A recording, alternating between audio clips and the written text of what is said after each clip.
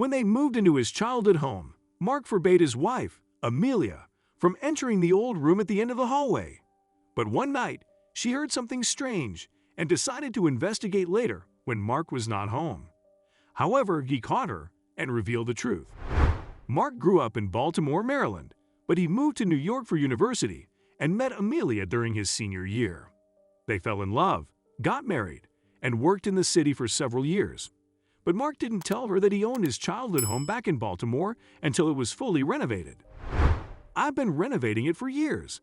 It was a lot of money because the whole house was insanely old, and so many people in my family lived in it for years. But it's ready now, and I hope we can move there soon. What do you think?" he asked Amelia. "Well, I don't understand why you didn't tell me sooner. You own it completely?" Amelia wondered. "Yes, I bought it for my uncle when I graduated from college. He just wanted to get rid of it, honestly, because it was in such bad shape. It was a bargain. Then I started renovations. Remember my business trips? I was actually in Baltimore, meeting with a contractor," Mark explained. "I didn't say anything because I wanted to surprise you with a big house for our family." "Okay, I'm not happy you lied about something so big, but I can't look a gift horse in the mouth. We'll have to start looking for jobs over there." His wife chirped, and they both searched for jobs in the city. A few months later, they finally moved in. But then, Mark told her something strange. "Amelia, there's something I forgot to tell you about this house," he began. "Oh my God, what now? You already lied about your business trips to fix this place up," she interrupted sarcastically. "Do you see the old door at the end of the upstairs hallway? I'm going to keep that room closed. It's private. I hope you understand," Mark finished. "What's inside it?" "Again, it's private. Please, trust me. It's nothing bad, but I'm not ready for anyone to go inside," her husband insisted. "All right, I respect that. But I hope you'll tell me about it in the future. Anyway, this house has so many rooms that I don't mind you having your secret man cave," Amelia placated. Mark laughed because it was not that kind of room at all. However, he was not going to correct his wife's misunderstanding for now. They both started unpacking, and Amelia loved that Mark had already bought all the best modern appliances for the entire house. The design work was contemporary, and their home looked beautiful after they'd finished decorating. "This will be the perfect place to raise a family in. Thank you for my surprise, honey," Amelia told Mark when they were finally settled. "I'm glad you love it, darling. I have a lot of memories in this house, but I want to make even more with you and our family," he responded. Not all his recollections were great, but Mark didn't want to tell her that yet. "Also, this neighborhood is so much better than ours back in New York. Our future kids can play outside, and the school district is top-notch." Amelia agreed and got up to start dinner. For months, they lived peacefully in the home. They settled into their new jobs in Baltimore, and she never asked about the off-limits rooms he kept. But Mark spent a few hours in there every single night, hoping to find the courage to tell her about it. He wanted to have a better relationship with her, but this memory was hard. It changed his entire life, and it was not easy for him to accept it even after all these years. However, Amelia was about to discover the truth. One night, Mark was working in his office when his wife entered. "Honey, I'm going to bed." "Are you coming soon?" she asked. Amelia did that every night. Sometimes he turned off his computer immediately and followed her. Other days, he told her to go to bed before him. Tonight, he did the latter. "I'm going to keep working for a while, darling. You go to sleep first," Mark replied gently. Amelia blew him a kiss and returned to her room. She fell asleep quickly, but something woke her up. Mark was not beside her in bed, and it was already 1 a.m. That's strange, she thought, and got up. She grabbed her nightrobe, put it on, and went to find him. Then she remembered that something woke her up. It was a strange noise coming from Mark's secret room. She moved closer and noticed that the door was slightly ajar. "Oh my, Mark is inside. What's in there?" Amelia asked herself and decided to eavesdrop. She barely saw that Mark was sitting on a rocking chair, looking at something in his hands. Then she realized that what woke her up were his cries. Amelia wanted to enter and comfort him, but she wasn't sure. He doesn't want me to know about this room yet. She hesitated. Why is he crying? It must be important. She was trying to decide what to do when she heard Mark getting up. So she ran back to their bedroom and pretended to be asleep. He came to bed a few minutes later. The next day was Saturday, and Mark had planned a golf game with his coworker, Julian. He told Amelia about it during breakfast. She couldn't complain because she wanted to go to the farmer's market with her husband. But today was different. Today, she wanted to know what was in that room. "Okay, honey, do you think you'll be home for lunch?" Amelia asked him as they finished their morning pancakes. "I don't think so, babe, but I'll be home for dinner for sure," he replied. After Mark cleaned his dish, changed clothes, grabbed his clubs, and drove off to the country club for his game, Amelia took action immediately.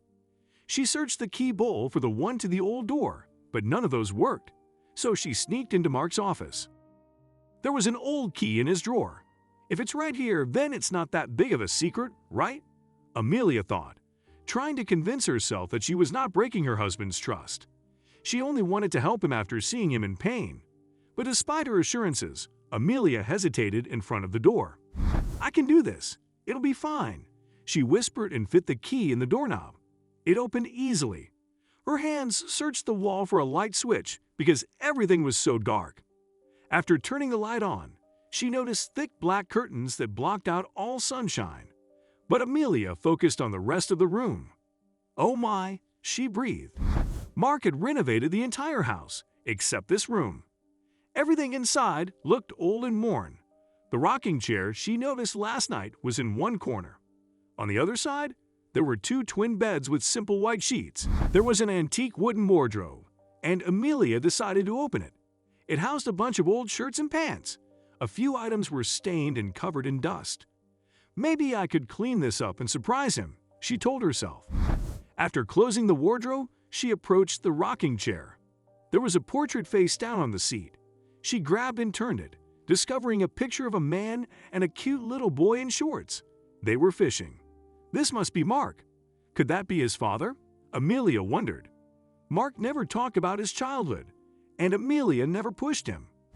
But she was curious now. The house had belonged to his family, and his parents died when he was a little boy. There's a mysterious uncle who sold him this place, but Amelia didn't know much else about her husband's past. Before she could ponder further, she heard Mark's car on the driveway. "What's he doing back here so soon?" She panicked. Amelia rushed out of the room, but Mark appeared in the hallway before she could close the door. "Amelia, what were you doing in there?" he asked, too calmly. "Honey, I just wanted to clean up a little," she hedged. "I asked you to stay away from there, Amelia. I thought I could trust you." Yes, you did. I'm sorry, honey. I heard you crying last night. I wanted to know what was going on. Please, I'm your wife. We shouldn't have secrets between us." "What does this room mean?" Amelia asked, wringing her hands in shame for breaking his trust. Mark sighed slowly. "You're right. Let's go in," he suggested, and they both entered the old room. Amelia sat down on one bed, while Mark sat on the other, facing her. "This was my room. I shared it with my father for years after my mother died. This house belonged to my grandparents. We lived here because my mother took care of them." "What happened?" Amelia encouraged him to go on. "Well, when my grandparents died, my two uncles decided to move in with us due to financial problems. At first, I had that old room for myself, and my parents had the master bedroom we use. But then my mother got sick and died unexpectedly. Since my uncles were married and had children too, they asked my father to stay in my room with me," Mark explained. "Oh wow, but that wasn't fair when this house is so big, and your mother was part owner. So, your dad had rights even when she passed," Amelia chimed in. "In my family, there's a tradition that the house goes to the firstborn son. That would be my Uncle Henry. So my father didn't have a right to complain because he didn't own any part of it. There were 2 other couples and 6 more kids here. It's a lot of people in one place, but it was fine. I loved sharing a room with my dad," Mark continued. "He took me fishing at North Point State Park often. That's where we took that picture." "I thought your parents died around the same time.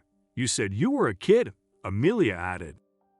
"Well, No, my mother died when I was 6 years old, but my dad died when I was 1 too. We were driving back from that fishing trip when we had a flat tire. He got out of the car to change it, and a truck ran him over right in front of me. It was the worst moment of my life, Mark revealed, tearing up. No, Amelia exclaimed, and her eyes watered too. She got up, sat down beside her husband, and hugged him. Yes, Uncle Henry had the film from Dad's camera, developed after the funeral, and gave me that portrait. At first, I couldn't look at it. I kept it in the wardrobe for a long time. But then, seeing it was the only thing that brought me peace. And when I left for college, I missed this house, so I asked Uncle Henry to save it for me. The rest of the family, including him, had moved out by then, and his kids didn't want it, Mark continued. So he agreed, Amelia stated. Yes, and I worked like crazy to save up. He sold it to me for way less than the market price. Then I saw that it needed so many renovations. However, I couldn't bring myself to change this room. I shouldn't have hidden this from you. I had a good childhood, honestly. It's just this memory that pains me. I'm sorry, Mark apologized. No, I'm so sorry for not waiting. But now that I know, I hope that we will never hide something that big from each other. Amelia hugged him tightly once more. Mark decided to cancel his golf game and stay behind, telling her more stories of his father and childhood. They never lied to each other again.